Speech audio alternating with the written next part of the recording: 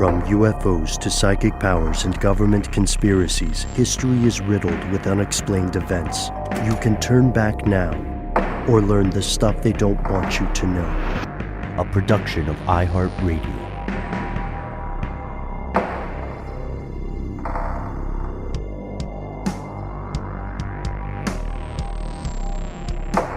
Hello, welcome back to the show. My name is Matt. Our colleague Noel is on a real adventure, but will be returning very soon. They call me Ben. We are joined as always with our super producer, Paul Mission Control Decant. Most importantly, you are here, and that makes this the stuff they don't want you to know. This is a special episode for us. This is a two-part episode. This is the whole week. So we do hope you like it. We want to start out with some full disclosure. You know, transparency is very important here and stuff they don't want you to know. We would like to note that our parent company, our corporate overlords, iHeartMedia, recently recognized something called the iHeart Podcast Union. Now, Matt, you and Noel and I are not involved with these negotiations, but this did inspire us to take a closer look at the concept as well as the conspiracies involved.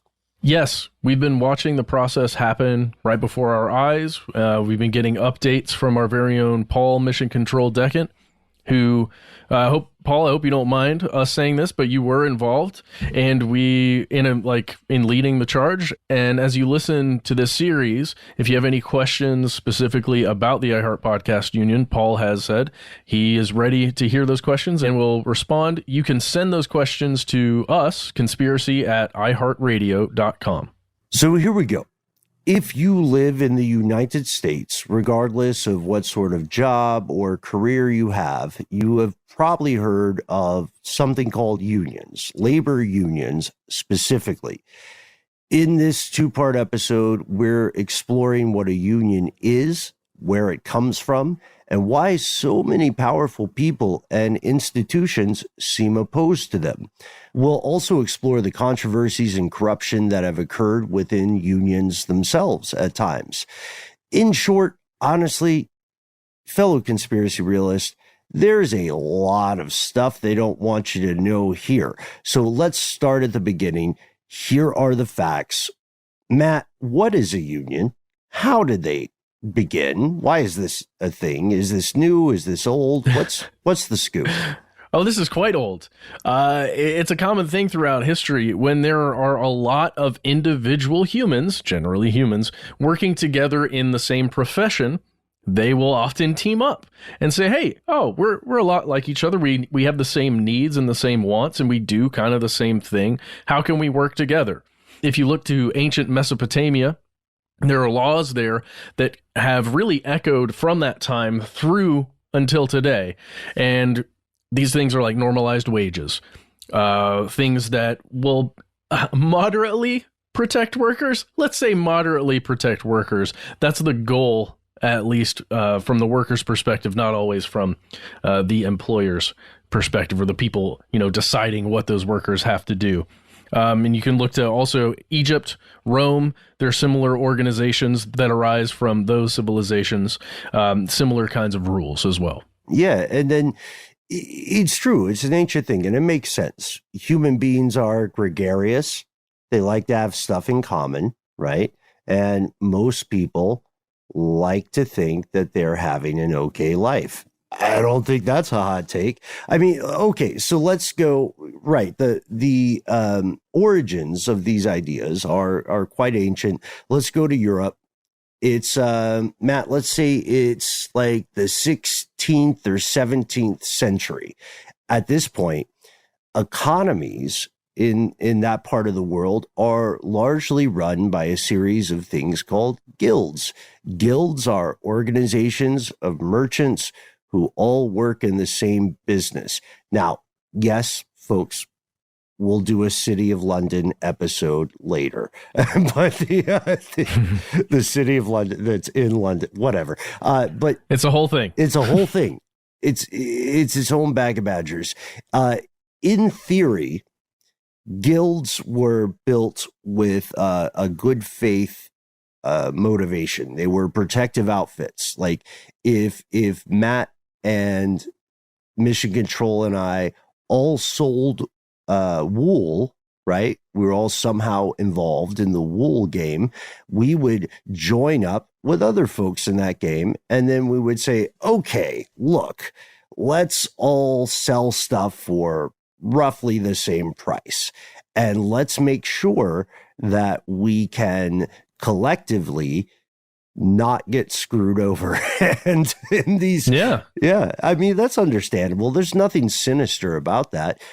In these guilds, these workers would come together, again, originally, and then in theory, to share expertise, to support charities at times, like to take care of, if our fellow wool person passed away, we would band together, we'd posse up, and we'd take care of their family, right? We would form rules and policies for trade and commerce, and then we would lobby whatever state or church or arbitrary monarchy was in charge. We would lobby them to not screw us over. Again, it's a protective thing, right? Yeah, there's lots of working together, and you can kind of see some similarities here. Maybe you're already hearing them between highly organized groups, especially groups that exert some kind of power, right? And that's not a bad thing. Like, the point here is to exert the collective power of a group of people, right?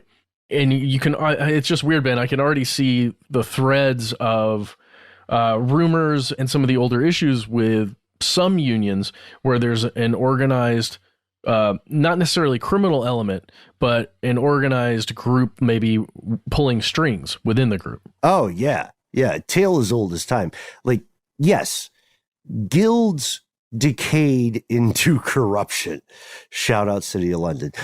They became increasingly unequal and oligarchical, and they repeated the same problems of all monarchical systems, which is ultimately they did not manage to stay meritocracies, right? They ultimately began trying to become the governing structure that they originally opposed, which happens with so many revolutions. It's just humans are good at a lot of stuff. Group work is not one. One thing that really stands out is if you look at the old school Western European or Central European guild system, you've got 3 stages, right? You've got the apprentice, you've got the journeyman, you've got the master. The journeyman and the grand master. That's Ultima Online. Oh, Sorry, that was Ultima Online. Well, it's also a different degree. Wow. All right, write in if you got that one. So the journeymen were these folks who had moved up from their apprenticeship. They had a little bit of agency in theory. They could go learn from someone in another city, right? And then ultimately the idea was for them to become a master, they would create a masterpiece. That's where the term masterpiece comes from. And this would elevate them to a level such that they could also hire on apprentices, grow them into journeymen, and then if they're, not a terrible person, they would ultimately facilitate those journeymen becoming masters. The thing is, these journeymen were often getting the short end of the stick or the fuzzy side of the lollipop. They were getting underpaid. Their work was uncredited. They were getting a lot of restrictions. And so occasionally, sporadically, they would Voltron up together and they would, it often happened in capitals of this era, like, because a lot of people from rural environments would become journeymen, and then they would go to the capital because that's where most of the work was, and then they would say, okay, everybody in, Prague or whatever, all the journeymen in charge of wool in Prague are going to say, you have to pay us, and you have to pay us a standard wage, and we also have to get like 1 day off.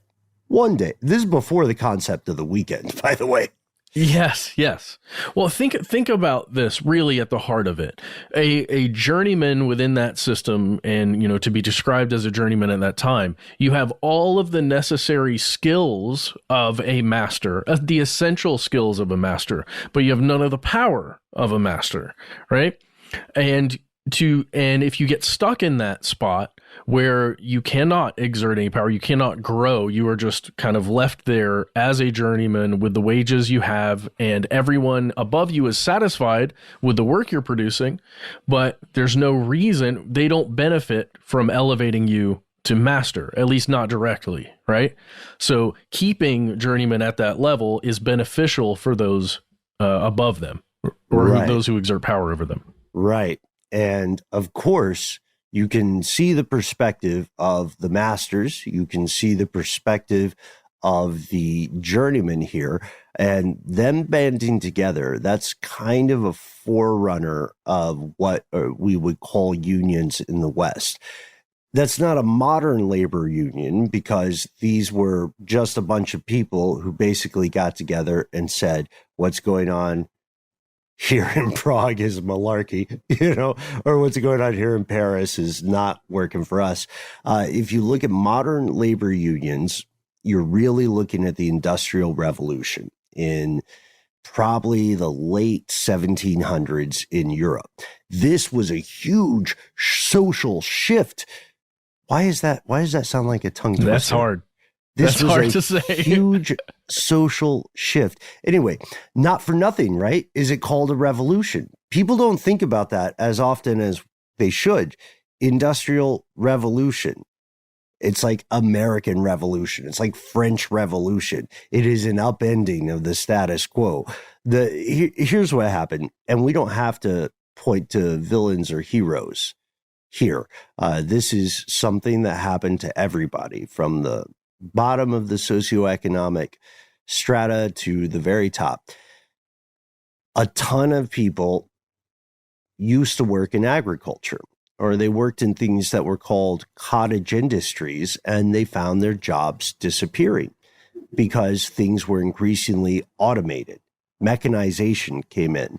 Cottage industry, just to be clear for everyone, describes kind of a system of subcontracting. So like you are a tailor, right? And you make fancy, I don't know, whatever is fancy at that time, like dumb looking tunics that are very ornate. You make those, and as part of your job as the tailor, you have a bunch of friends. You get by with a little help from your friends. You got somebody who lives at home. They make lace. You got someone who like is in the wool game, and you sort of get this all together. You agglomerate it, and then you end up with extraordinarily fancy tunic. I don't mean to call them silly. It's just not my thing. Anyway, so some tunics are dope. Okay. Okay. Yes. Hashtag not all tunics. I got you, man. So the thing is that when the Industrial Revolution occurred in Europe for the first time in known history, all of that stuff that people used to do on their own and then send to some sort of overseer, it all could happen in the same place. This is the emergence of the factory, and thus the emergence of the factory town. So people poured into industrial areas. There were a flood of what you would call like low skill workers, and they had absolutely no rights. They were ground to the bones. They died. They died making those stupid tunics. and their standard of living plummeted, I just want to point this out. They probably would have been better on the farm, even as serfs. Right? It's messed up. Well, yeah, because now the master work is being done by machines. And so now you literally need hands to move things along that production line. And that's why the skill level requirement to actually function and create the same tunic or, whatever it is lowered so much, because you're not actually making the tunic now. You're perhaps making a part of the tunic with the help of machines.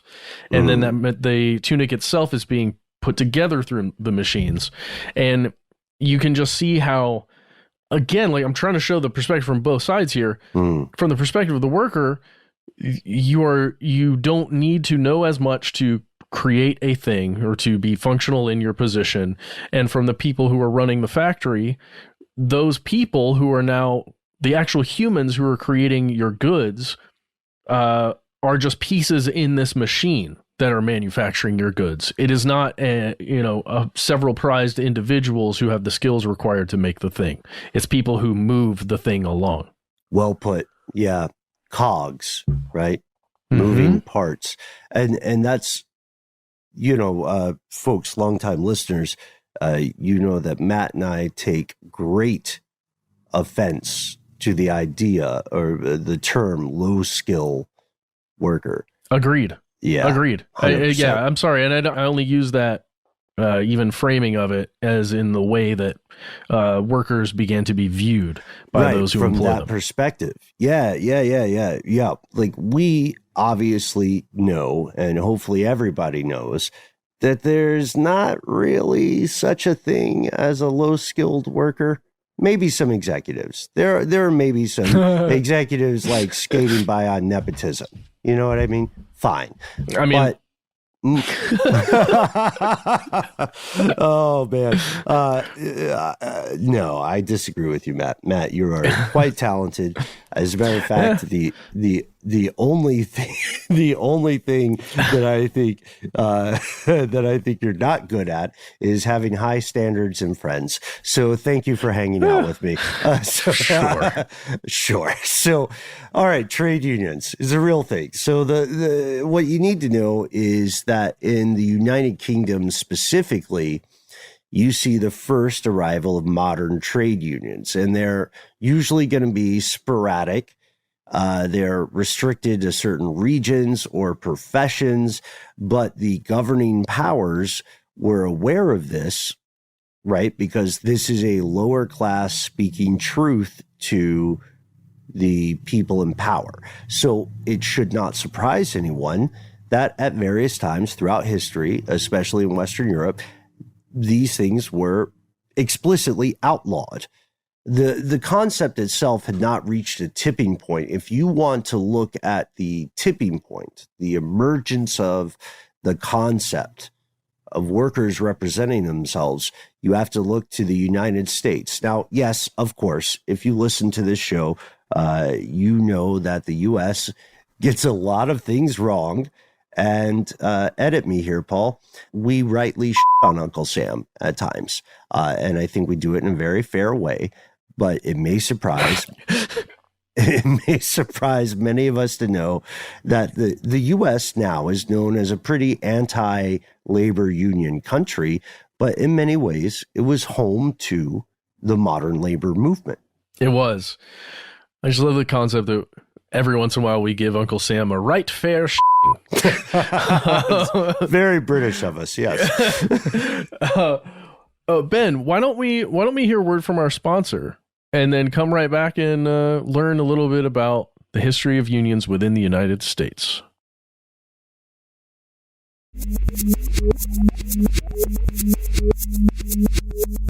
We have returned, and we are headed to the United States, the good old US of A.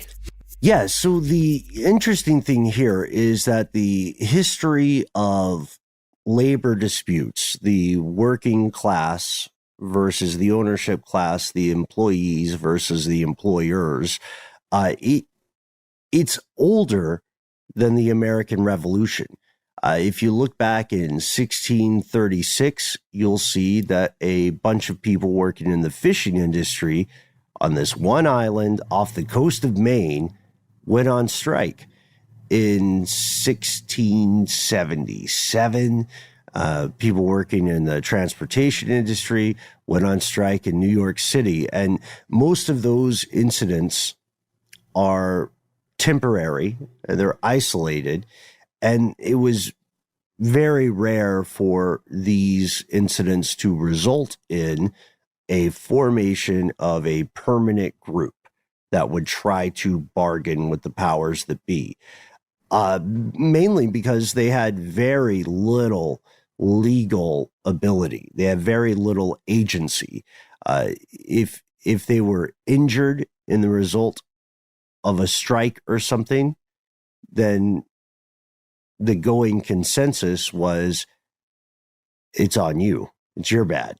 There was one criminal prosecution in the colonial era in Savannah, Georgia in 1746. A bunch of carpenters went on strike and the law officially got on them. Now, don't get us wrong, folks. These people were getting their heads bashed left and right. And that is typically, well, often, as you'll see in part 2 of this week's episode, often that remains the case in some way. So the U.S. gets this tradition of unions or something like unions and European guilds from their friends across the pond. And this is where we want to introduce this guy named Samuel Gompers. I'm sorry I say his name like that. I think it's a great name. Anyway, Samuel Gompers. Don't let that delightful name fool you. He's a big deal. In 1886, he brought together a couple of craft unions and specifically cigar makers, and he formed something called the American Federation of Labor, the AFL. That was one of the first big unions in the U.S. And then fast forward 70 years, the AFL merges with something called the Congress of Industrial Organizations. This creates the AFL-CIO. And this is one of the largest labor organizations around. Look, there's a ton of history when it comes to unions. We're just giving you the highlights from a very Western perspective there. There is also a dark side to this history because it turns out pretty much from the beginning of the concept of unions, centuries and centuries ago, people in power have been trying to abolish them. Why? Here's where it gets crazy. Well, because if there's a union, then I have to provide my cogs with things that they want, like wages that are fit to live within society, as well, as well as healthcare, perhaps benefits if you're in the United States, because you have to provide healthcare through a private insurance company, or things like time off on a regular basis, not working their hands to the bone.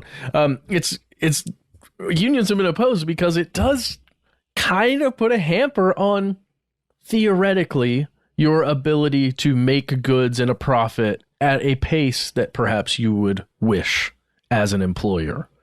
How dare which the is poors. Yeah. Well, I mean, you can at least see that viewpoint, right? Yeah. From historically. And that is a feeling, I think, a thread that goes all throughout history and that continues on today.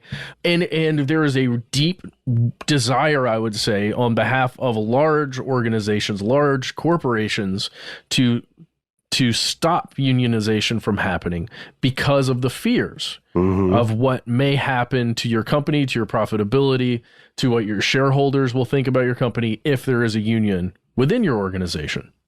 Yeah. And it's really interesting. Something that we found out, I would say a bit firsthand recently, forming a union from within a company is in itself necessarily, I think, a bit of a conspiracy. Yeah, I 100% agree. You can say that unions function in their nascent days as a conspiracy of sorts, and it's a conspiracy by necessity at times. If there are, we'll talk in a second about how bad it could get, but it's not people necessarily being extra. It's not people who just have a love of subterfuge or something like that. They are trying to avoid retaliation.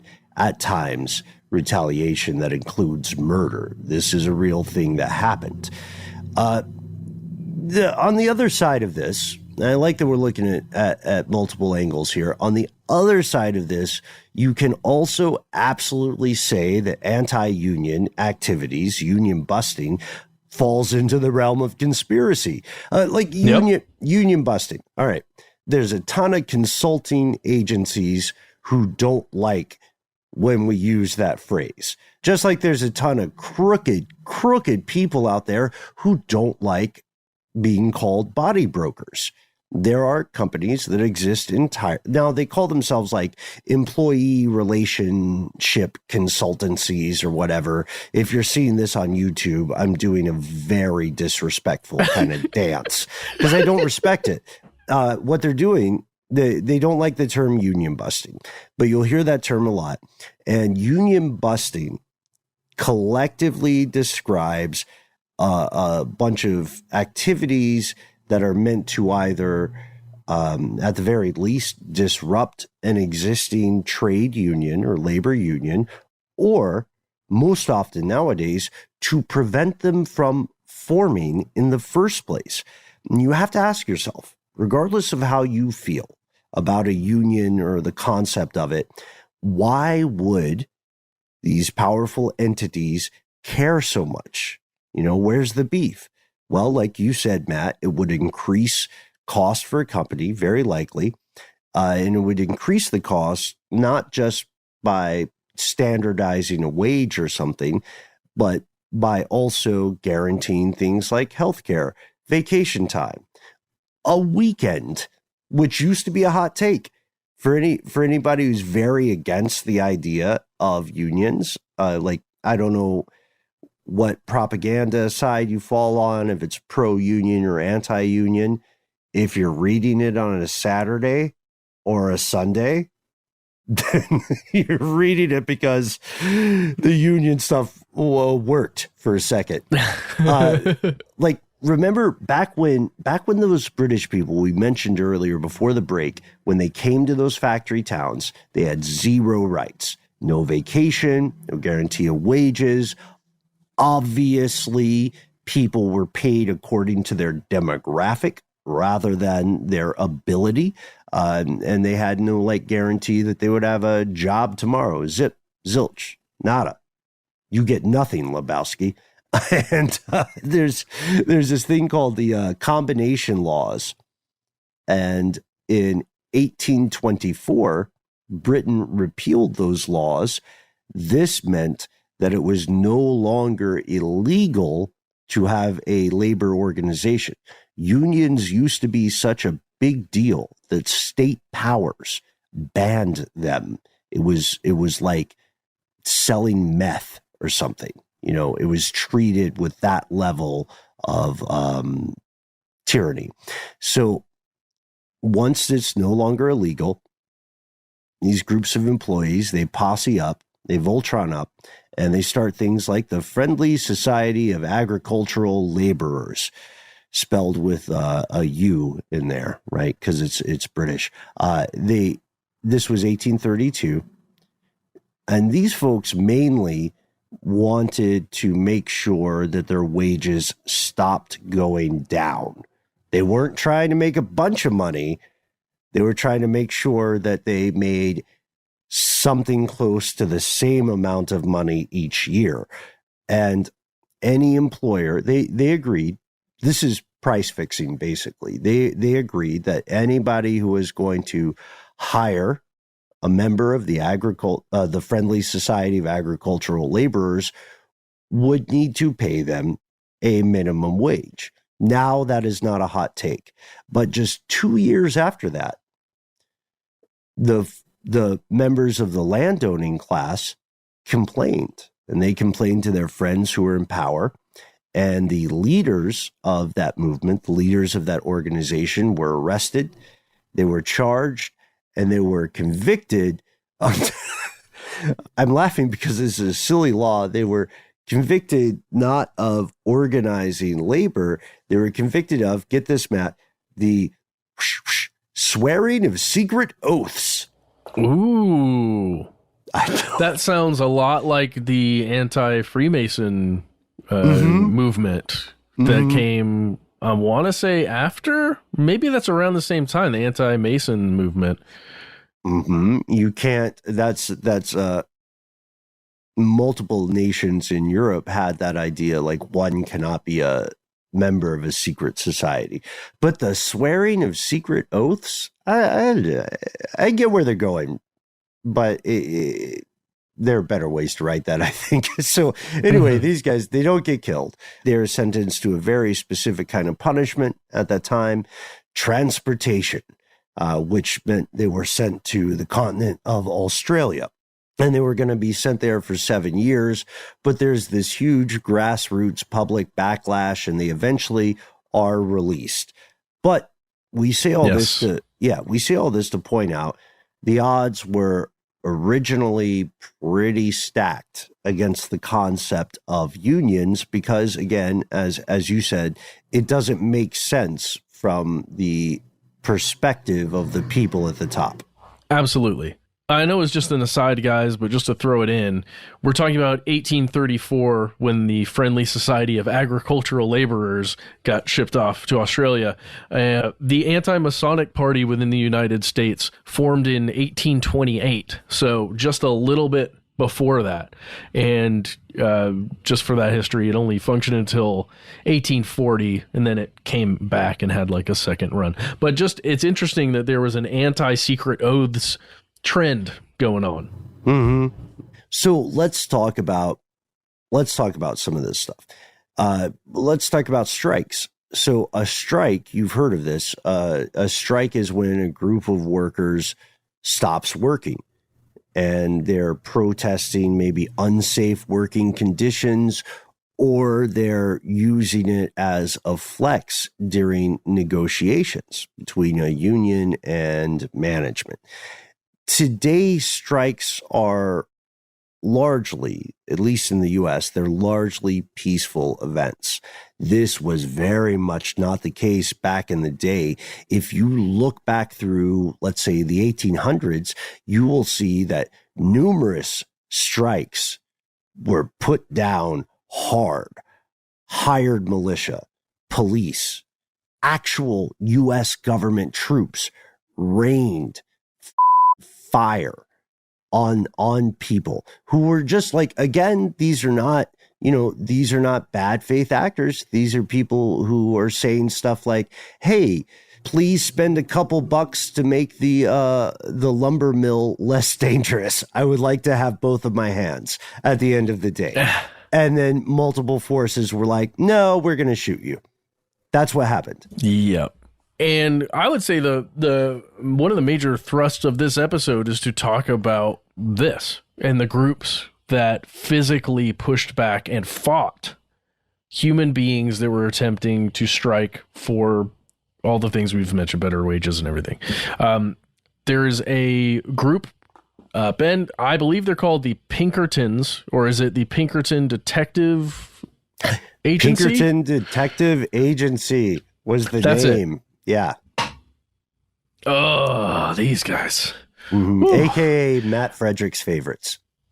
Yeah, they're my favorite. As I stated clearly previously in the episode.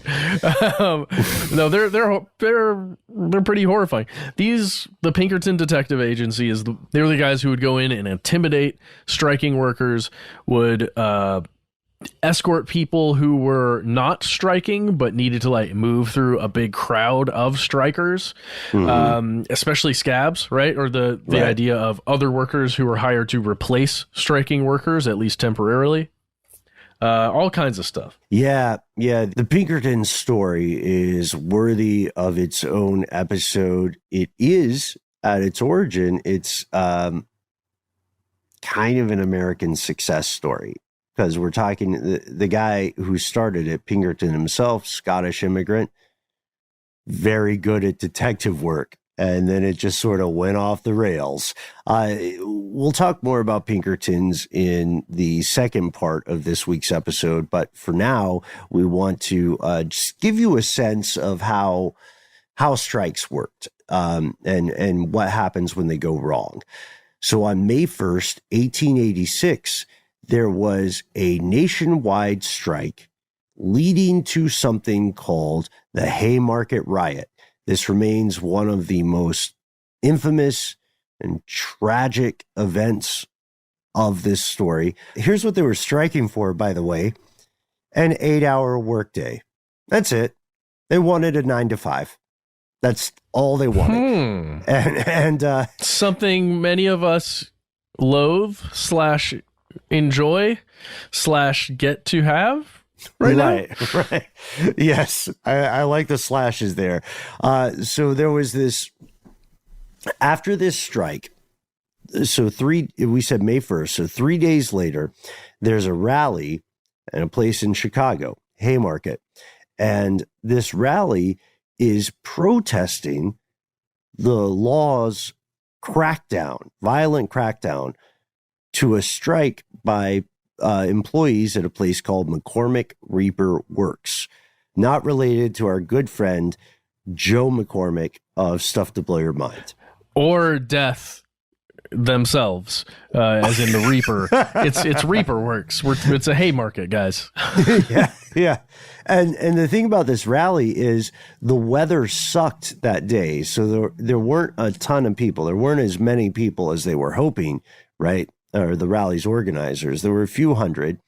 Police move in. They want to disperse the crowd. And this person has lost to history. We don't know whether it was a protester or an agent provocateur, or whether this is a bill of goods that you're sold in textbooks. Somebody threw a bomb and it blew up in the mob, and then pandemonium strikes. The police are firing guns. It's likely that some of the protesting workers had firearms. There's no official tally. Even now in 2022, there's no official tally of how many civilians died. But we know seven police died and 60 more were injured. And a lot of those injuries for that 60 officers came from their fellow officers. Friendly fire, you would call it. So anyway, this happens. It's crazy. Chicago is super corrupt at this time, and maybe today, but even more corrupt back then. And someone's like, harumph, something must be done. So they arrest a lot of protesters. This is before cops were really arrested for doing crime. They arrest folks who have ideologies like socialism or anarchists, right? 8 of them are charged and convicted for not swearing secret oaths this time, but inflammatory speeches and publications that allegedly caused the violence. This is a kangaroo court. There's no way to escape it. It's a kangaroo court. And everybody who is outside of this, everybody who is essentially not controlled by the people in power, are like, they're saying, what gives? 4 of those who were convicted are hanged in 1887. One guy doesn't get hanged because he kills himself by putting a stick of dynamite in his own mouth while he's in prison, which makes you wonder, shades of Epstein. But on June 26, 1893, there's this guy who's a new governor of Illinois. His name is John P. Altgeld, and he says, hey, the 3 of you who are still alive, I'll give you a full pardon. And this is the reason that May 1st became the international celebration of workers, because other labor leaders saw this and they thought there was some light at the end of the tunnel. But you may be asking yourself, what about Labor Day? Is this where Matt and Ben talk about Labor Day? Well, it's called May Day in some countries, and throughout a lot of the world, it's celebrated on May 1st. Here in the U.S., it is, I think it's the first Monday in September. And that is like some stuff they don't want you to know history about it. I don't know about you, but growing up, whenever I heard Labor Day, I always thought it was kind of paradoxical. It's a day off, but it's called Labor Day. I kid you not, Matt. I used to think it was like a commemoration of what women have to go through giving birth. Oh, like a target that you could aim for? Like, oh, we got to hit Labor Day this year. So let's get started. It's late December, early January. Wow. Got to hit that target. No? All right. So, I don't know. I didn't know much about Labor Day until I got to college. So I wonder how many people out there listening even knew that. That May Day exists, and then also, Labor Day within the United States, and as it's celebrated in September. Ben, I really want to look. I said it was one of the most important parts of this episode. I may have been a little wrong there, but I really want to get back into the Pinkertons. Can we do that? Yeah. Let's pause for a word from our sponsors, and then let's get back to some villains.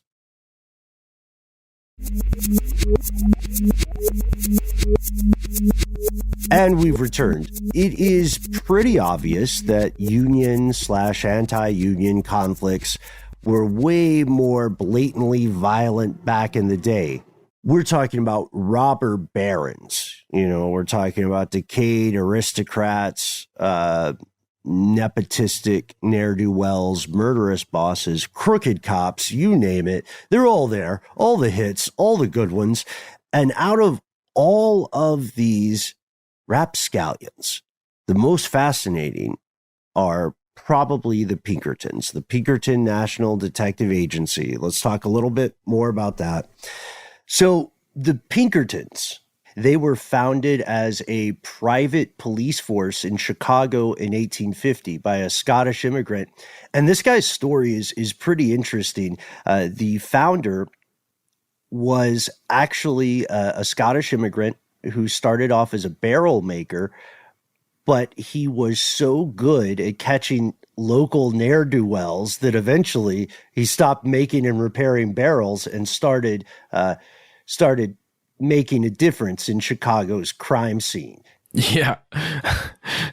Those barrels can wait. We got crooks to catch. It's kind of cool. I kind of respect that. Like, I feel like that's cool. It's just, it becomes a weapon, right? Any police force, any law enforcement agency is a weapon against whatever the thing is that it's aimed at. And in this case, the Pinkertons, in my opinion, got aimed at the wrong thing. Agreed, 100%, Matt, because there's one thing that you don't often hear described in a lot of media, but it's true. One of the powers of the state really is just the monopoly on violence, the monopoly on legal violence. And the Pinkertons became something that blurred that line between private militia and state power. When they became the Pinkerton National Detective Agency, when they went official, they first were focused on catching street-level crime, thieves, burglars, but they got a reputation for results, and powerful people started paying attention. And so the Pinkertons branched out. They diversified, and they became the bane of the labor movement. They were enthusiastic, ruthless, vicious strikebreakers, and they could break the law because the people who made the laws were hiring them. It feels like we experienced some of the same things, at least in our lifetime, I think, Ben. It's really frustrating. And, there's It's depicted in fiction a lot, the Pinkertons or Pinkerton-like organizations, companies that do this, the police force that's hired specifically to break strikes. And the severity that I just don't want it to be lost on people, the severity of the beatings and the violence that was enacted by these guys. Yeah, it bears further scrutiny because the story is often swept under the rug, as is a lot of the story of the labor movement in the United States. Whether you love it or hate it, whatever your personal ideology is, knowledge is power. And so we should all be very aware of the moments when someone doesn't want you to know about a thing. I mean, I just accidentally talked about the point of our show. Anyway, yeah, how ruthless are the Pinkertons? You could classify their actions against strikers or the working class under something like by any means necessary. Remember those anarchists we mentioned earlier in the show, the ones who were arrested after the Haymarket Riot with zero proof, by the way? It was a kangaroo court. The Pinkertons sent those folks down the river, and they even had a Pinkerton operative perjure themselves, go to this sham trial, and just make stuff up to send these folks to their deaths, to the gallows. And that's only one example. There are multiple examples, some more recent than you might think. Another example of the Pinkertons' approach to unions can be found in something called the 1892 Homestead Strike. It features our old pal, Andrew Carnegie, steel tycoon, but a person like anybody else. He has good days, he has bad days. When this story takes place, Andy is having just a bad week. He's having a bad week, Matt. You know, he's worried about rich guy problems because the employees at his steel mill over in Homestead, Pennsylvania, are also having a bad week. They've been having a series of bad years. They're fed up. You know, there were labor discussions occurring at his steel mill between, I guess, Carnegie and his representatives and the workers. And he drafted up a new contract that actually lowered the workers' wages. And that didn't go well. Probably not a great idea. No, but again, not at all. But again, as we've been talking throughout these episodes, I don't know the real pressures that Carnegie was under or that the steel mill itself was under or whatever those pressures were, economic pressures, that made him believe the right move was to lower wages, to lower the production costs. But those are human beings with families, and it was probably just not the smartest move. But somebody had to test it out throughout history. What if we lower the employees' wages? Let's just give it a go. You know what I mean? Like those people who are pickup artists and just say the same terrible line to 100 folks thinking it's not the 99 that are too smart to fall for this. It's the one that this will work on. So, yes, Carnegie just shoots his shot, as you would say in the parlance of our day. And surprise, surprise, the employees refuse to sign it because it is, in fact, a much worse deal than what they had in the beginning. You could almost say, and I'm sure many members of the union thought this, you could almost say that it was an offer made in retaliation for the inconvenience of asking for some basic considerations. So Carnegie gets his boy, Henry Frick, to come into play. Henry Frick is the technical term here, a real pill. He is a piece of work. As a person, and given his personality and his bedside manner, he is what HR would call an area of opportunity, and not as a compliment. But he in general is an area of of opportunity. As a person, he has the opportunity to be better. Here's how he responds. He looks at the employees of this steel mill, and there are about 3,800 of them. And he says, okay, you're all fired. All of you are fired. And furthermore, I'm bringing in the Pinkertons. So he gets the Pinkerton agency. He gets 300 of their operatives, who are armed, by the way, to occupy the property The former employees don't like this. Tensions are high. This leads to a 12-hour gun battle. You thought the Amazon stuff was acrimonious in 2022, folks? No, these people are bringing heat, and they're not doing it to posture. They are firing live rounds at each other. Eventually, 3 Pinkertons go down. At least 7 employees are murdered. The Pinkertons get the word to stand down. But the damage is done. The strike ends up collapsing. And this guy, by the way, also, Frick was taking it home, dude. He was threatening to evict workers from their houses. Like, not just fire them. Yeah. Think about what it would take for you to show up to your job site, wherever it is that you work, with maybe with a gun, maybe with a pipe, maybe with just yourself, but with a willingness to go to battle to keep your job. What would it take? Not only is that a lot of fortitude, that's you can tell that people needed that job. The individual of the 3,800 employees needed that job. And wow, I can't believe it was a gun battle at their job site to keep their job. That blows my mind. Yeah, and now we have to, well, you know, I want to say in this case, it's clear that the Pinkertons and Carnegie and Frick, they were doing evil things, right? There is all, you know, the old adage is true when you talk about conflict. If you are in conflict, in active conflict, then you have already messed up, because you should be able to, in most conflicts, you should be able to de-escalate into some sort of negotiation.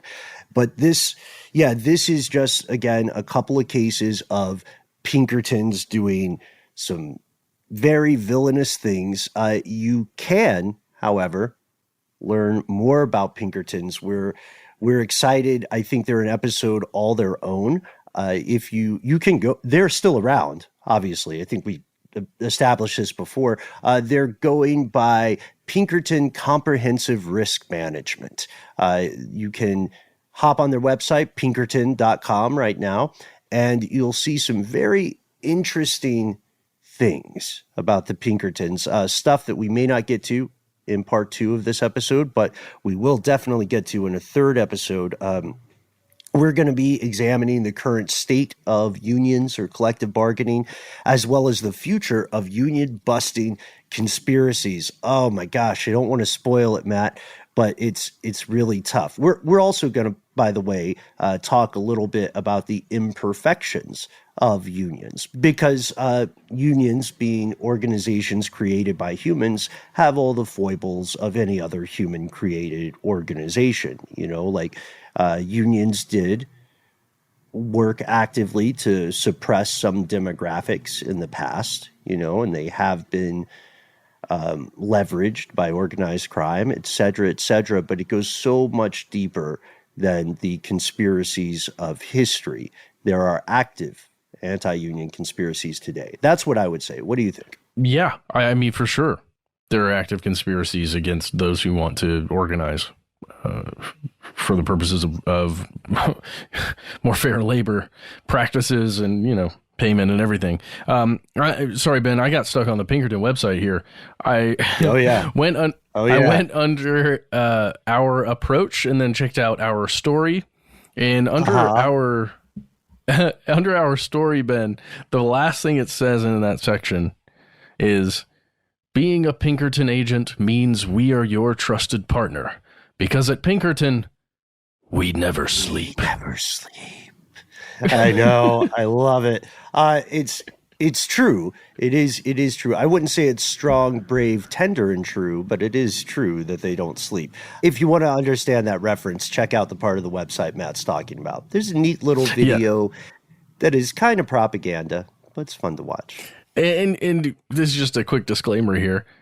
We have no idea what the Pinkerton agency is actually like right now to work there, or to be whatever it is that an agent is now. We're describing the Pinkertons back in the day in this episode. Yes. We're describing them back in the day, but we will talk a little bit more about the modern day in the future. In the meantime, we can't wait to hear your opinions, fellow conspiracy realists, because, Matt and Mission Control and I are well aware that unions have become a highly divisive, highly politicized concept here in the U.S. We are pretty sure that we know the reasons why, some of which verge into the realm of propaganda and conspiracy. But again, we want to provide a balanced look at this. So now you know a little bit of the history of labor movements from their roots in Europe all the way up to now, and you know some of the problems. But what about the future? That's the question we're going to ask. So stay tuned. And in the meantime, we can't wait to hear from you. What do you think? Do you think unions are divisive? Do you have your own personal war stories or anecdotes or experiences with labor organizations? And if so, what do you wish your fellow conspiracy realists knew about them, for the good or for the ill? We can't wait to share those stories. We try to be easy to find online. Yes, just search for Conspiracy Stuff or Conspiracy Stuff Show on whichever app you use on Twitter, Facebook, and YouTube. We are Conspiracy Stuff. On Instagram, Conspiracy Stuff Show. We would love to hear from you, so please reach out in those ways if you'd like. If not, you can use your mouth and your phone to give us a call and leave a voicemail. That's correct.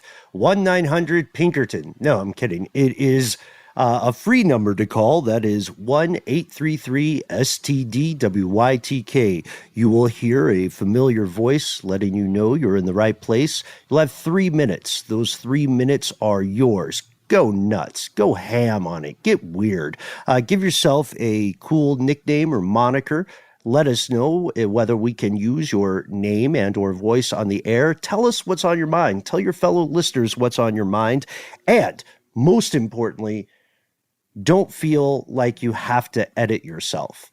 That goes against the mission of this show. It's antithetical to us. It's anathema. I'm just taking out the A words here, Matt. Instead, if you have some links you want to provide, if you have some photographs you want to send, if you want to usher us further into the rabbit hole, let's keep the thunder here if you can hear it. It is becoming a dark, stormy night here in our fair metropolis of Atlanta, Georgia, which means it's time for us to sign off. It's time for you to sign on.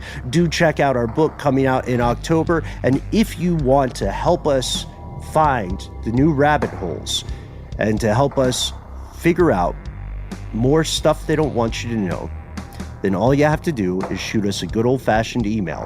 We'd love to hear from you. We are conspiracy@iHeartRadio.com.